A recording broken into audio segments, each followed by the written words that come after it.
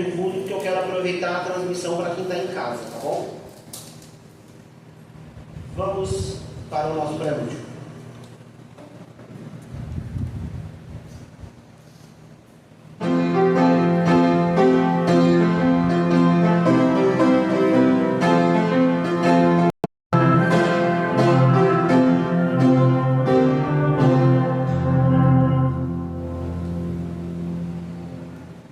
Saudamos todos os que estão em casa, paz de Cristo no coração de vocês. Saudamos a igreja nesse momento. E eu tenho 2 avisos rápidos antes da gente começar a orar. Estamos em culto, que é o ápice da nossa vida cristã. Esse é o momento que desconectamos do mundo e se conectamos com Deus.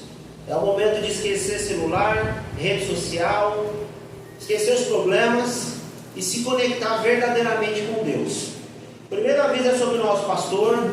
Quem acompanha as redes sociais da igreja viu lá o áudio dele, deu tudo certo, o procedimento médico, ele fez a colocação do stent, foi um sucesso. Ele está de recuperação e acredito que nos próximos dias ele já esteja voltando, que é difícil segurar o pastor em casa, tá bom? A Martinha conseguiu hoje, então continue orando por ele para a plena recuperação dele. E o segundo aviso que eu preciso fazer é sobre o recadastramento da igreja. A igreja está no processo de recadastramento dos seus membros e todos aqueles que são membros da igreja devem procurar um membro da diretoria que estará ali perto do bebedouro, fisicamente, presencialmente, para atualizar os seus dados e ficar ativo aí como membro da nossa igreja, tá bom? Esses são os 2 avisos, vale também para quem está nos assistindo. Se for membro, compareça aqui à igreja para estar fazendo o seu recadastramento. Peço à igreja que fique em pé nesse momento e nós iremos orar para que Deus nos abençoe nessa manhã, assim como Ele já abençoou na escola bíblica dominical. Senhor Deus e Pai, graças te damos, Senhor, pelo privilégio, Pai, de termos acordado e dispostos, Deus, a vir te adorar. Que essa adoração, Deus, seja verdadeira e seja sincera nos nossos corações. Que tu haja, Deus, hoje, com o teu Espírito Santo, através da tua palavra, aos nossos corações. Fala conosco, Pai. Esteja, Deus, atingindo, Deus, as expectativas espirituais de cada irmão aqui, de cada amigo, de cada visitante, de cada um que está assistindo, ó Deus, esse culto pela internet, Pai. Esteja, Deus, com todos nós nesse momento.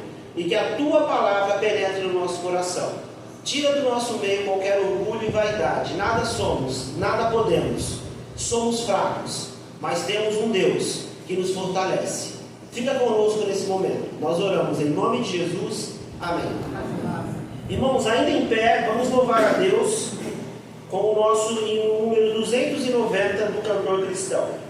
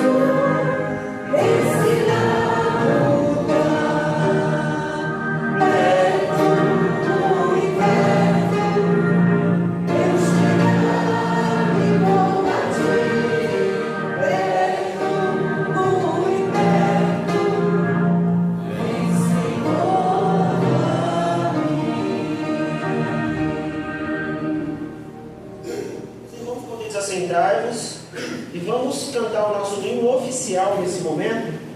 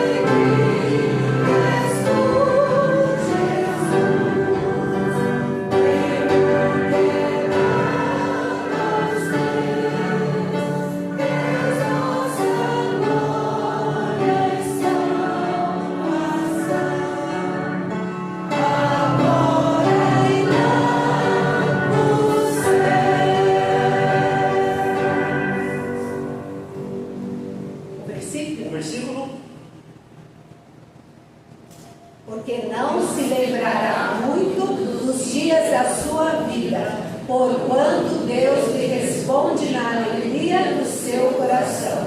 Eclesiastes 5:20. Nesse momento, enquanto a Kali toca o hino, peço que os irmãos dediquem seus dízimos, suas ofertas, campanha de missões também o ano todo. Fiquem à vontade, irmãos. Que Deus seja louvado nesse momento tão especial na igreja.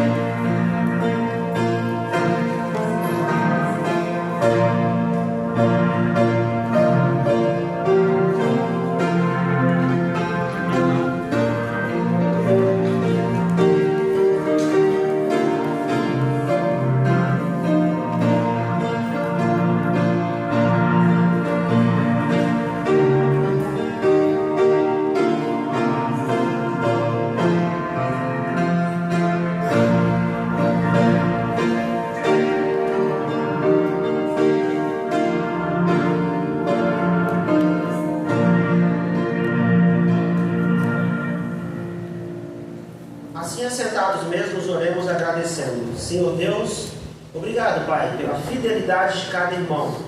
Que, Deus, essas contribuições sirvam, Deus, para o crescimento do Teu reino aqui na terra.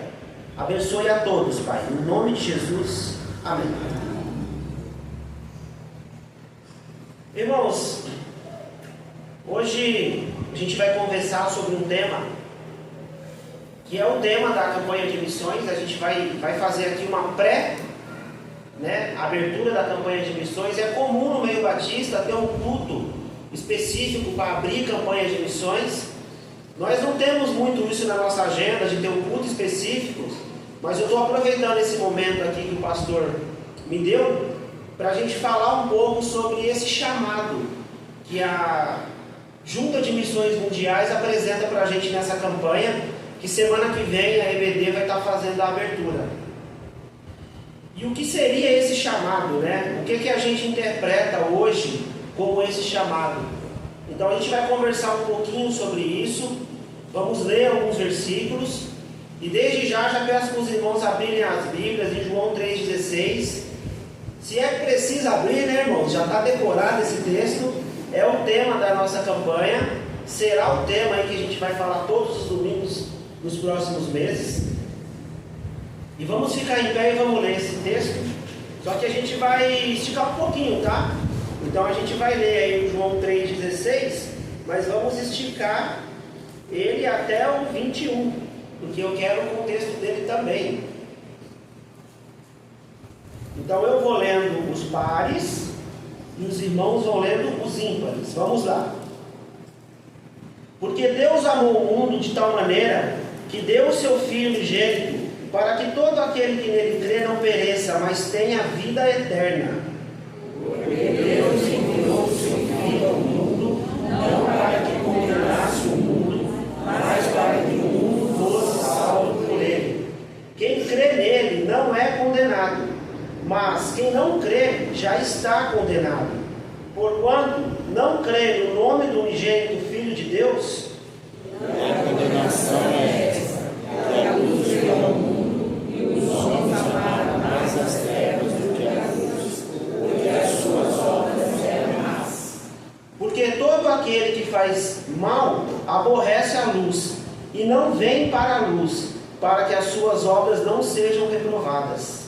Mas quem pratica a verdade vem para a luz, a fim de que as suas obras sejam manifestas, porque são feitas em Deus. Peço ao pastor Manuel que nos eleve a oração nesse momento. Pai querido, nós te agradecemos, Pai, por este momento, por esta oportunidade de estarmos aqui, juntos para adorar o Senhor e para ouvir a Tua palavra. Que o Teu servo Almir tenha a graça necessária, a sabedoria necessária, a sabedoria do alto, para expor, Pai, a Tua palavra, a todos nós que estamos aqui, para ouvir tudo o que o Senhor quiser falar conosco, através do Teu servo. No nome do Senhor Jesus é que oramos. Amém. Amém. Poderia sentar, os irmãos. Um chamado para a igreja. Esse é o tema dessa manhã, que a gente vai conversar dentro do que a palavra de Deus nos traz. E como tudo tem um início, tudo começa pelo amor de Deus. Então existe um chamado de Deus para a igreja, existe um chamado de Deus para você, que é a igreja. E aí não é sobre só a campanha, não é sobre só o fato da gente contribuir, da gente ajudar. Tudo isso é muito importante, mas existe algo que é muito especial em tudo isso, que é o seu chamado. Deus, ele chama você individualmente, e aí coletivamente, como igreja, fazemos o trabalho.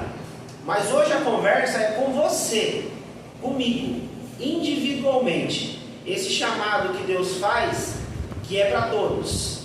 Então não é só para o missionário, não é só para o pastor da junta, não é só para o pastor local. Esse chamado, principalmente, é para cada um de nós. E é sobre ele que a gente vai conversar hoje. E aí eu peguei aqui 3 características, dentro de dezenas de características que o amor de Deus mostra para a gente. Eu escolhi 3 para que a gente consiga desenvolver aqui algum raciocínio, tá? Primeiramente é a intensidade desse amor. Deus nos ama incondicionalmente, ou seja, não existe nada condicionado que vá mudar o amor de Deus para conosco, para com você. Mesmo que você erre, mesmo que você peque, peça perdão, Deus vai continuar te amando. Deus, ele vai amar aquele que está na igreja, aquele que saiu da igreja, aquele que ainda nem veio para a igreja. Deus os ama. Então esse amor de Deus, ele é incondicional e intenso. Então, a pergunta número 1 que fica aqui para a gente responder para a gente mesmo: qual a intensidade do meu amor Esse amor que a gente recebe através do Espírito Santo de Deus como igreja, para com o meu próximo, para com as pessoas que eu convivo, para com as pessoas a qual eu evangelizo. Então, a intensidade do amor de Deus, que é o nível máximo que existe, não existe nada maior do que o amor de Deus, ele reflete na gente. E o quanto desse amor a gente consegue passar, o quanto desse amor que reflete na gente, ele vai para a nossa sociedade, ele vai para os lugares onde a gente coloca os nossos pés. Então vejam só, a intensidade do amor vai dizer muito sobre o chamado que cada um tem. Porque lembre-se do princípio de tudo, tudo começa pelo amor de Deus. Então eu não posso fazer nenhum trabalho, eu não posso desenvolver nada na minha vida, se não estiver baseado no amor de Deus. Porque eu declarei e professei a minha fé e falei um dia: Senhor, eu aceito Jesus Cristo como o único e suficiente Salvador. E esse aceito engloba essa intensidade de amor. Então, por mais que eu não sabia amar, a partir do momento que eu sou igreja, eu preciso aprender a amar na mesma intensidade que Deus, mas como ser humano falho que somos. Por isso, esse processo de santificação na nossa vida, ele é constante. Ele nunca pode parar. Percebam que vocês não são os mesmos de quando se converteram. A gente amadurece, a gente passa por lutas, a gente passa por alegrias, a gente passa por dificuldades, e isso vai nos amadurecendo. Mas nunca, nada e nenhuma circunstância pode esfriar esse amor que Deus coloca no nosso coração. E se em algum momento da vida ele esfriar, joelho no chão e oração, para que Deus reative de novo esse amor.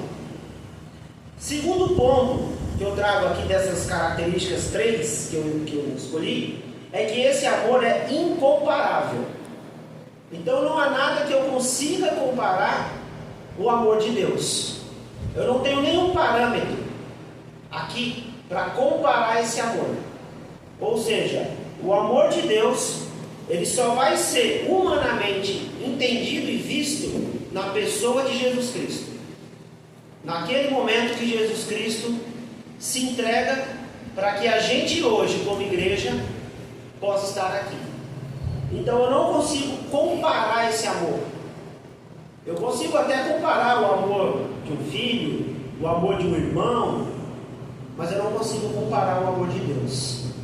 Então é um amor que ele é incomparável na sua intensidade e incomparável no método que você vai avaliar. Então o amor de Deus ele se torna incomparável. E um terceiro ponto aí da nossa introdução: não depende de mérito ou obrigação. Deus te ama, Deus me ama, independente do meu mérito. Não existe mérito. Não tem o que você faça para que Deus te ame, e não tem o que você deixe de fazer que Ele vai deixar de te amar. Temos dificuldade em entender isso como igreja muitas vezes, mas é exatamente dessa forma. Então não depende de mérito ou de obrigação. Eu não preciso fazer boas obras para Deus me amar. Eu não preciso buscar milagres para Deus me amar. Eu não preciso cumprir rituais para que Deus me ame mais. O que eu tenho que oferecer a Deus puramente é o meu coração, é a minha vida. Então, o amor de Deus não depende de mérito ou de obrigação nenhuma, tá? E tudo isso que a gente está conversando aqui nessa introdução está dentro do chamado individual de cada um. Então, quando empenhados vamos fazer a obra de Deus, porque somos chamados para fazer essa obra, temos que ter essa consciência. Não há nada mais intenso do que o amor de Deus, não tem nada comparável ao amor de Deus, e nada depende de mérito ou obrigação para que esse amor haja no nosso meio. Ou seja, o amor de Deus, no seu chamado, ele é o início de tudo. Então tudo que formos fazer, tudo que formos falar, tudo que formos refletir com as nossas vidas, o amor de Deus tem que estar lá presente. Por isso que a gente fica aí Inclusive a Junta de Missões Mundiais fica muito aí no Evangelho de João, porque o Evangelho de João deixa muito claro esse amor de Deus ali através de Cristo para nós. Fica muito claro, não deixa dúvidas, tá? Mas vamos seguir. Deus nos amou primeiro, por isso o chamado é imperativo. Deus nos chama a viver e agir de acordo com a vontade dele. Ação, algo imperativo. Então, uma vez que eu me torno cristão, uma vez que eu entrego a minha vida a Cristo, a minha vida estática ela acaba. E aí eu passo a ser um ser ativo, porque esse chamado nos faz se movimentar. Vamos lá para Atos. Lembram? O que acontece com a igreja em Atos? Ela começa a sofrer o quê? Perseguições. E qual que era a ideia da perseguição ali? Fazer essa igreja se movimentar. Então ela estava numa cidade, era perseguida, ela vai para outra, é perseguida, vai para outra. E aonde ela passava, pessoas se convertiam. E esse povo ia se multiplicando. E aqui estamos hoje. Então essa é a ideia de ação. Então é algo que é imperativo. Ou seja, Deus nos deixa muito claro que esse chamado ele é nosso. E segundo, ele depende da nossa ação. Então quando eu decido ser ativo nesse chamado, aí a vontade de Deus prevalece na minha vida. Não é mais a minha vontade, é a vontade dele. Porque dele e para ele são todas as coisas. Então isso vai contribuir para o bem. E aí a Bíblia começa a fazer sentido. Aí aqueles menores textos passam a fazer sentido nas nossas vidas. Porque vai se completando. Percebam que dependendo da fase da vida que a gente está, ela tem um sentido específico ali para você. Isso está dentro da nossa vivência, da nossa experiência para com Deus, dentro do nosso chamado para com Deus. Então Deus nos amou primeiro, por isso o chamado é imperativo. Deus nos chama a viver e agir de acordo com a vontade dele, não é a minha vontade. É a dele que tem que prevalecer. E vemos isso lá na Bíblia, quando Jesus está nos ensinando a orar, né? Que a vontade dele, não a minha, prevaleça. Sempre. Ainda sobre o amor de Deus, ele não se trata de sentimento, e sim de atitudes. Por mais que tenham pessoas que defendam que o amor de Deus também passa por um sentimento, eu não desacredito, ele passa, porque mexe com a gente acaba se emocionando quando vai orar, quando vai falar, e mexe um pouco com o nosso lado sentimental. Mas na questão do nosso chamado, a principal característica dele é a atitude. Então nós decidimos ter a atitude de cumprir esse chamado. E aí ele é individual. Eu não posso depender do Manuel para fazer o chamado comigo. Eu não posso depender do Edson para fazer esse chamado comigo. Ele começa em mim. Então a primeira atitude, ela é minha. E aí, como líder da minha casa, como pai de família, eu preciso orientar os meus filhos sobre esse chamado. Precisamos orientar as nossas crianças sobre esse chamado. Precisamos orientar a igreja, os novos convertidos sobre esse chamado. E tudo isso é baseado na atitude que temos. O que acontece muitas vezes, irmãos, todos nós passamos por isso, é entrarmos na zona de conforto. Depois de um tempo que a gente se converte, que a gente entende boa parte dos textos bíblicos, a gente tende a ir reduzindo e não cumpre mais esse chamado na mesma velocidade que Deus nos pede. Percebam que em toda conversa de crente sempre tem aquela palavra nossa, né? Parece que o mundo está caminhando para o fim. Até os ímpios falam isso. Nossa, parece que as coisas estão cada vez mais... Irmãos, o tempo está sendo abreviado. A Bíblia nos mostra isso. O nosso tempo como igreja para fazer esse chamado, ele está sendo abreviado cada dia mais. Eu diria que hoje nós temos que ter pressa. Já não dá mais para fazer com tanta calma e tranquilidade. As coisas estão muito rápidas. Você olha assim, você fala, nossa, nós já estamos no fim do mês. Parece que o mês começou ontem, já está no final, daqui a pouco está no meio do ano, daqui a pouco é Natal, ou seja, o tempo aparentemente ele está muito rápido. E com isso a volta de Cristo também. E esse chamado, daqui um pouquinho a gente vai começar a falar sobre Cristo. Esse chamado ele é exatamente para que as pessoas que ainda não conhecem a Cristo possam conhecer. Assim como eu conheci um dia. Alguém me evangelizou. Alguém cumpriu esse chamado e falou da palavra de Deus para mim. E graças a Deus eu e minha casa hoje servimos ao Senhor. E eu não posso isolar isso em mim. Isso tem que ser multiplicado. E a gente precisa passar isso. Amar exige intensidade, entrega e disposição. Essas ações vemos no amor de Cristo. O amor de Deus é multiplicado na pessoa de Jesus Cristo. Quando a gente estuda o Antigo Testamento, a gente vê o amor de Deus sendo passado ali através dos profetas, através dos homens que Deus levanta, através de reis muitas vezes. Mas a gente não vê um fator multiplicador. A gente vê o amor de Deus ali muitas vezes sendo manifestado. Mas quando a gente olha para a pessoa de Cristo, a gente começa a entender a multiplicação desse amor. Porque Cristo, na sua perfeição, como Filho de Deus, Ele nos mostra que é possível eu amar o meu inimigo. É possível eu perdoar aquele que me ofendeu. É possível eu evangelizar aquelas pessoas que eu não gosto. Então, dentro do amor de Deus, quando Cristo entra na nossa história, a gente vê que o amor de Deus em Cristo ele é multiplicado. Em Cristo ele é multiplicado. Então, como que podemos definir isso como igreja? A igreja deve multiplicar também o amor de Cristo. Então, o nosso papel dentro desse chamado, ele tem uma característica específica, que é de multiplicar. A igreja ela precisa crescer, espiritualmente primeiramente, e depois em números de pessoas. Então, esse é um processo natural, que ele precisa acontecer. E quando entendemos esse chamado, que é exatamente o trabalho das juntas de missões, que é ir onde o Evangelho não está chegando, é ir onde as pessoas não estão se importando com o Evangelho, é ir em lugares que é proibido falar a palavra de Deus.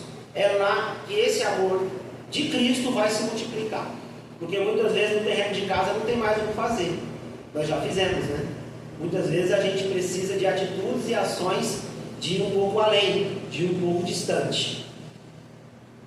Todos que professam a fé em Cristo devem ter as características do amor de Deus, de forma prática e visível.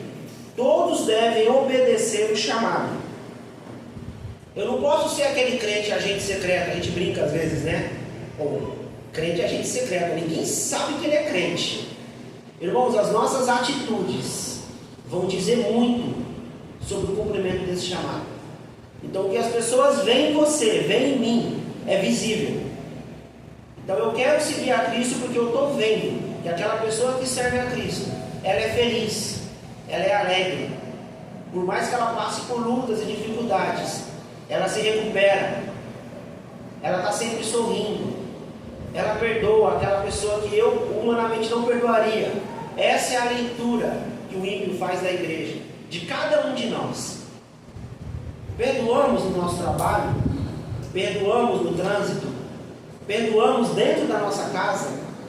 Então essa é uma pergunta que o próprio Evangelho, né, ali nas suas entrelinhas, traz para a gente, através da pessoa de Jesus Cristo. Então, reforçando, Deus nos vê de forma prática e visível. Então não tem como eu ocultar o que o Espírito Santo coloca aqui dentro. Ele tem que externar, ele precisa ir para fora. Eu preciso passar isso para as pessoas. Tá bom? Está dentro das características aí que temos que ter dentro desse chamado.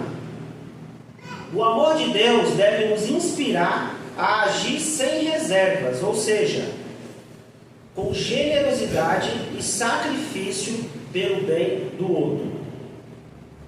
Isso vai dizer sobre o quanto você vai entregar a Deus, do seu tempo, da sua vida, da sua dedicação. Vamos olhar para Cristo. Quanto Cristo entregou? Cristo entregou tanto que Ele entregou até a sua vida.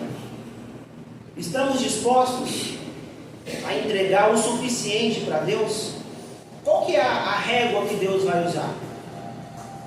Se Deus tivesse uma régua de medida, aonde eu estaria ali naquela régua sobre entrega? Isso está dentro do nosso chamado. Quanto mais intenso, quanto mais eu entregar, mais o amor de Deus vai representar ali na minha vida. Mais a minha igreja vai se multiplicar, mais o povo de Deus vai crescer, e mais pessoas vão ser encaminhadas para a salvação em Cristo Jesus.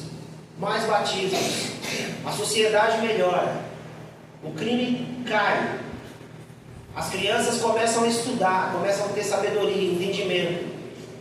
Nós não vamos ser enganados, porque tudo isso está dentro dessa entrega que nós, como igreja, e aí individualmente dentro desse chamado, fazemos para Deus. Muitas vezes a gente reclama que as coisas não estão boas, que a gente está vivendo um momento muito difícil. De fato estamos. Mas muitas vezes também é culpa nossa. Olhando para tudo aquilo que Deus construiu para nós como igreja, Deus não construiu para que a gente sofra. Deus construiu para que a gente tenha uma vida boa, uma vida de paz. Então, ou quando a gente olha como igreja para o sacrifício, o quanto eu tenho sacrificado, e aí aqui eu não estou falando do sacrifício ali de Cristo, eu estou falando do que eu decido sacrificar para Deus, as minhas vontades, os meus desejos, o meu tempo, o quanto eu tenho sacrificado, o quanto eu tenho entregado para que esse chamado se cumpra. Então, generosidade e sacrifício, ele vai sempre existir para o bem do próximo. Então eu vou fazer, lembre-se lá no início que a gente falou, que o amor de Deus é intenso e incomparável, não depende de mérito nem obrigação, e ele exige um sacrifício, mas não é para o meu bem, é para o bem do outro. Peço que vocês abram as Bíblias aí, para 1 Coríntios 13, versículos 4 e 5. Se der para pôr na tela, quem tiver na mídia, 1 Coríntios 13, versículos 4 e 5.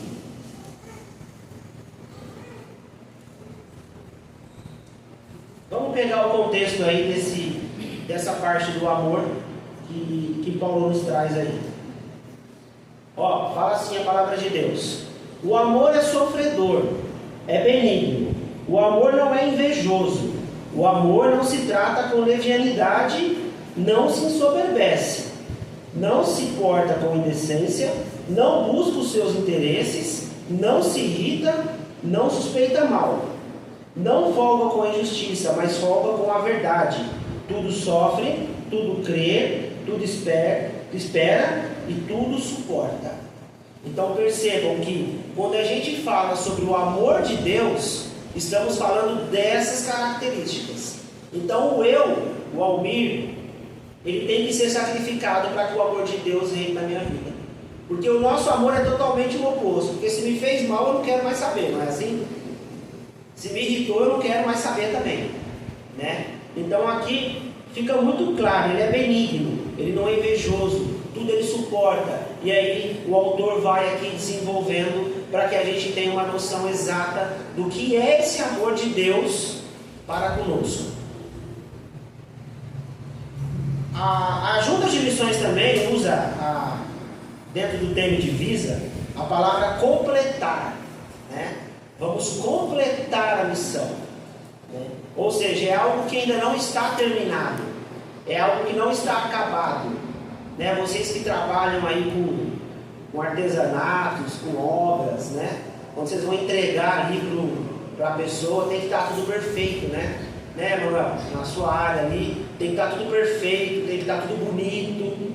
Ou seja, não dá para entregar incompleto, não dá para entregar um armário faltando uma porta, um carro faltando uma peça. Ou seja, completar a missão. A nossa missão, ela não está completa. Por que ela não está completa? Porque todos ainda não aceitaram. Porque a nossa parte ainda não foi feita por inteiro. Não que não estamos fazendo. Estamos fazendo. Mas ela ainda não está completa. E quando que essa missão é completada, irmãos? Quando a gente vai para a glória. Aí você completou a sua missão. Porque aí você perseverou até a morte.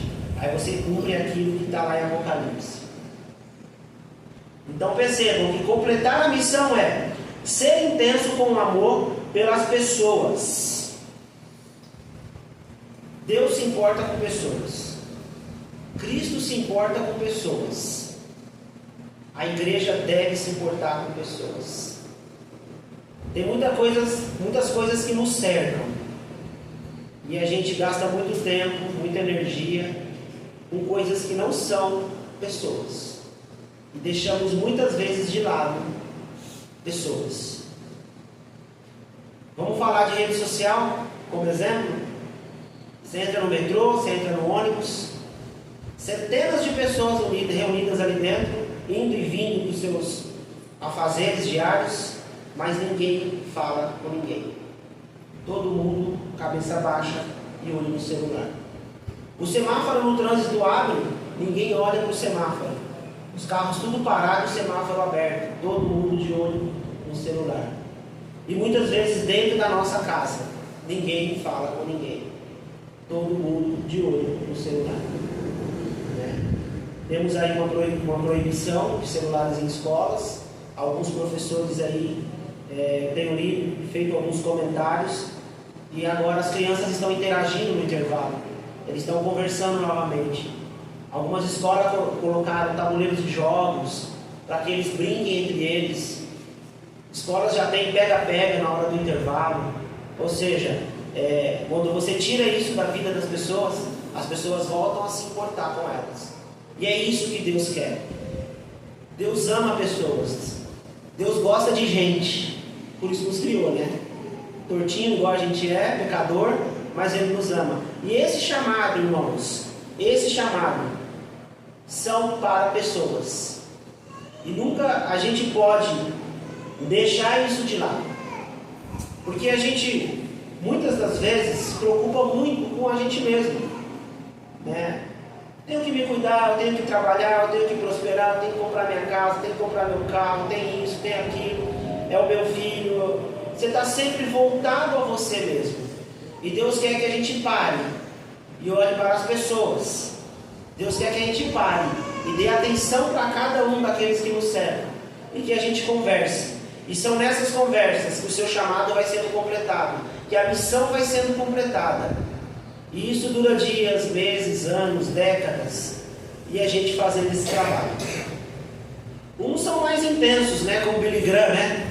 Billy Graham já juntava logo ali milhares de pessoas no estádio e falava de uma vez, né? Era o chamado dele, era o dom que Deus deu para ele. E o seu dom, qual que é? Qual é a forma, qual é a estratégia que você usa no seu chamado? A gente não consegue encher um estádio, mas o que a gente consegue fazer? Então, é algo para que a gente pense. Completar a missão é não excluir ninguém. Ou seja, por mais difícil que seja aquela pessoa, por mais pecadora que ela seja, você não pode excluir. Você precisa evangelizar. E aí peça sabedoria a Deus de como chegar nessa pessoa, porque muitas vezes é quase que humanamente impossível e nós sabemos disso.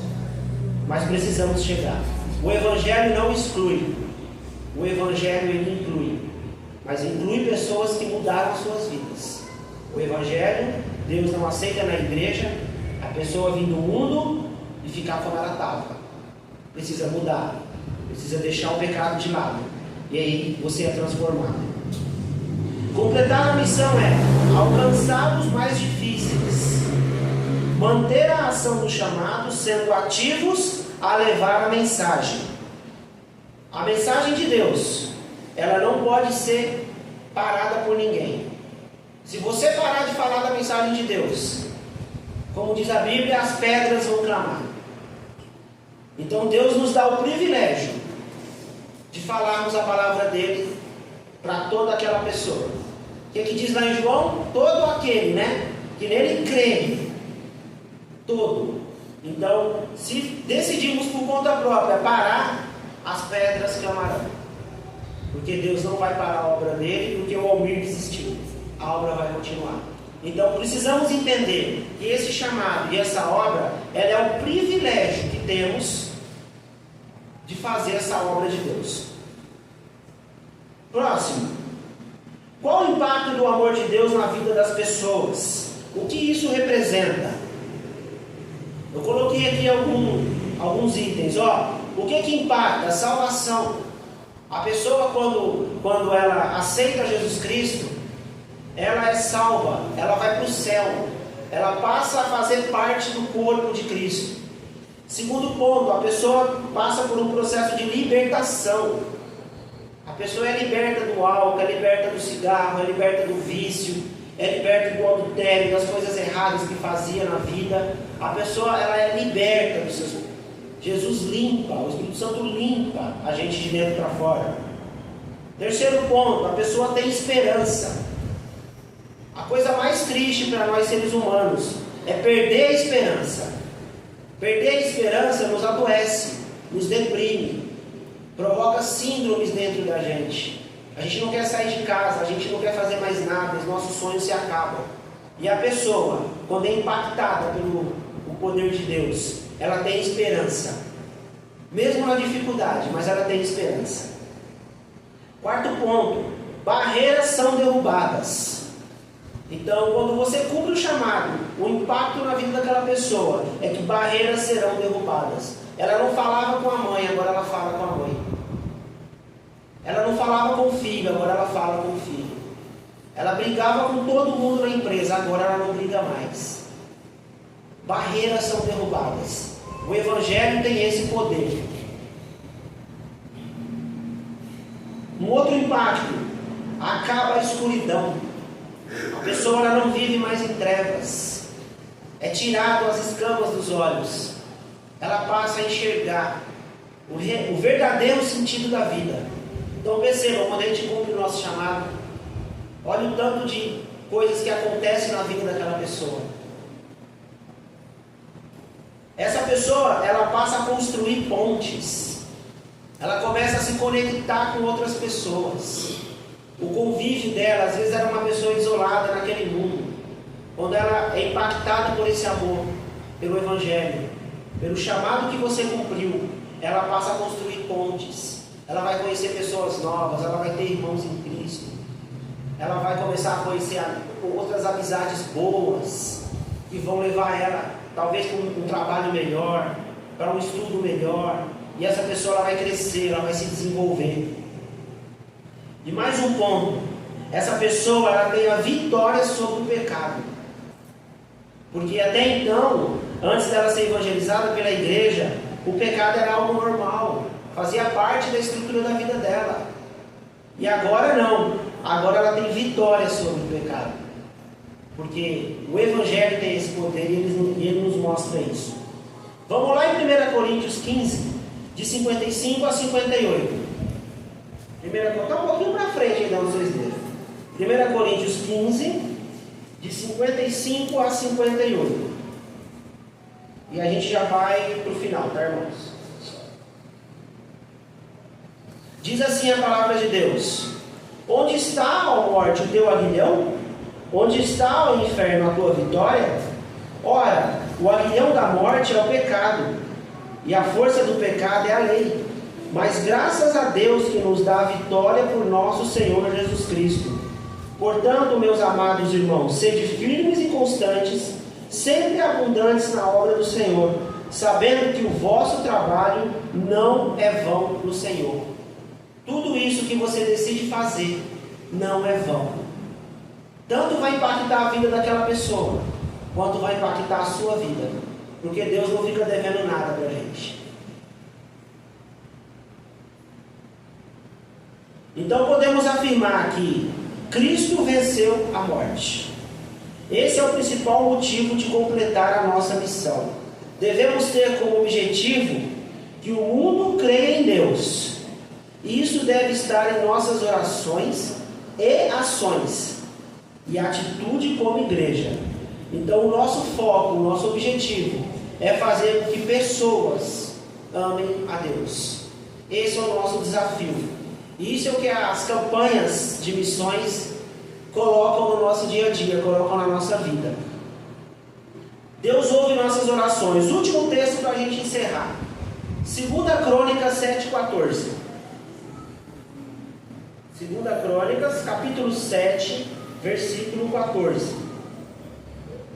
Só para a gente provar para a gente mesmo que a Bíblia tem razão.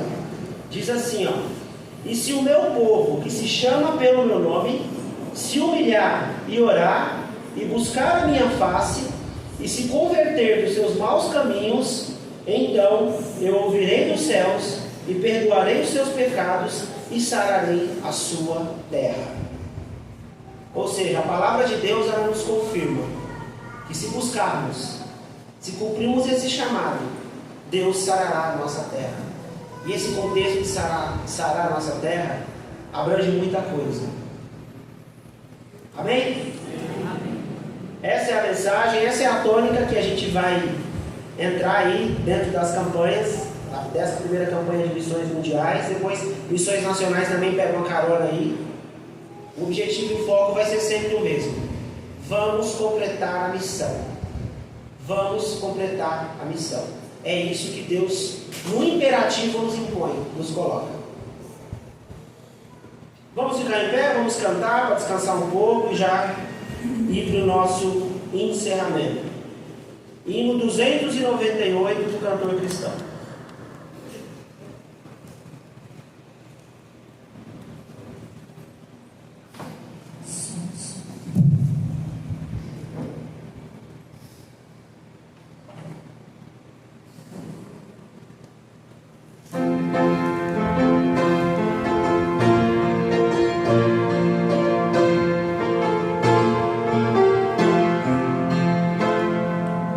Nem sempre esperar.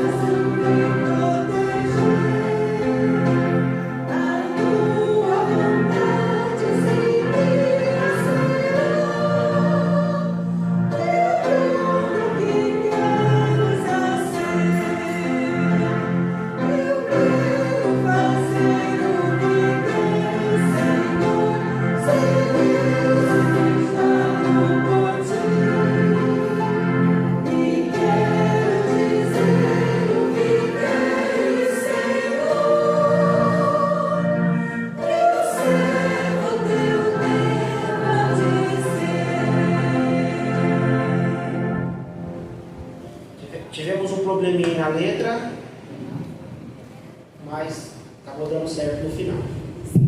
Irmãos, vamos orar nesse momento. Pedir para o pastor Manuel vir aqui à frente. Vamos orar pela vida do pastor, que ele tenha a plena recuperação. Toda a igreja. Oremos, irmãos. Coloca o seu pedido diante de Deus. Ele pode muito, Ele pode atender às suas necessidades. Oremos. Pai querido e adorado, aqui estamos nessa manhã para agradecer ao Senhor por este dia que o Senhor nos permitiu acordarmos, Pai, e nos permitiu estarmos aqui reunidos como povo seu, como igreja tua. Nós queremos suplicar ao Senhor pela vida dos teus filhos que aqui encontram nesse recinto, por aqueles que acompanham também pelas redes sociais, que nos acompanham online. Queremos também agradecer ao Senhor pela vida do pastor que passou pelo procedimento, está bem em casa, se recuperando, cumprindo a determinação médica. Que o Senhor abençoe, que a recuperação dele seja plena, Pai. Que o Senhor conceda a ele saúde, a sua família, a cada um dos nossos irmãos que aqui estão, outros irmãos, Pai, que encontram em casa, se recuperando de cirurgia, o irmão Antônio, a irmã Iracilda, Pai. Peço que o Senhor esteja guardando, que esses irmãos se recuperem bem. E todos os demais irmãos, Pai, que talvez encontrem-se em casa, enfermo, eu peço que o Senhor nos alcance e dê saúde a cada um desses que aqui estão, dê saúde àqueles que acompanham online, e abençoa o teu povo nesse dia, em nome do Senhor Jesus é que oramos, amém. Poderia aceitar, irmãos, oração silenciosa, após o mundo estaremos encerrados. Não se esqueçam de passar ali na Fabiana para atualizar ali o seu cadastro como membro.